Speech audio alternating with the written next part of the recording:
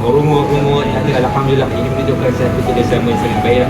Yang kedua, terima kasih kepada Ibu Farah bekas PKO kita dan sekarang kami jadikan sebagai pembesar Ibu. Saya ucapkan terima kasih atas segala tenaga dan semangat yang telah Ibu Farah berikan kepada setiap jenazah. Walaupun dengan saya masanya tak begitu panjang, tapi dari sisi kerja saya tengok Ibu Farah merupakan seorang guru pendidikan yang komited dengan kerja dia. Dan selagi tak siap kerja dia akan panggil cikgu, dia akan ikut cikgu. Itu pasti hal pokok. Alhamdulillah. Lepas ni Cikgu Fakro tolong ikutlah cara Cikgu Farah bekerja untuk bukan untuk dia, tapi sebenarnya untuk sekolah.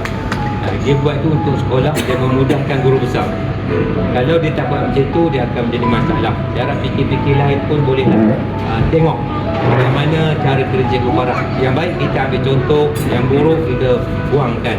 Itulah kita punya target kita, dan supaya kita dapat meneruskan semangat SKR Jenazah.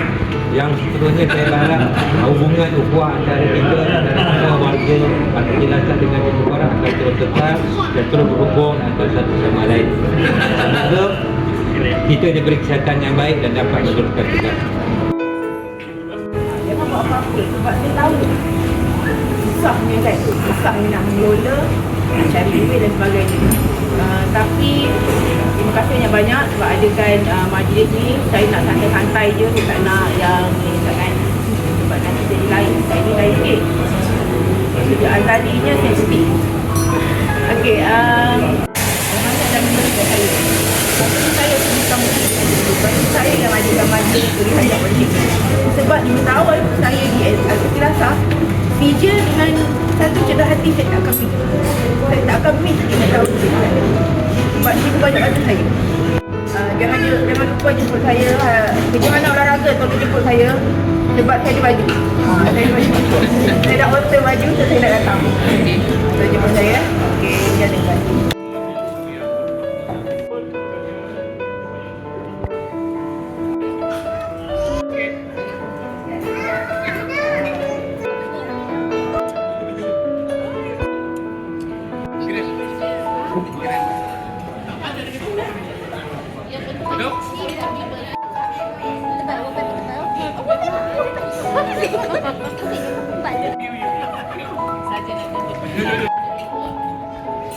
Nyanyi lagu Pohon Kayu dulu. 2, 3.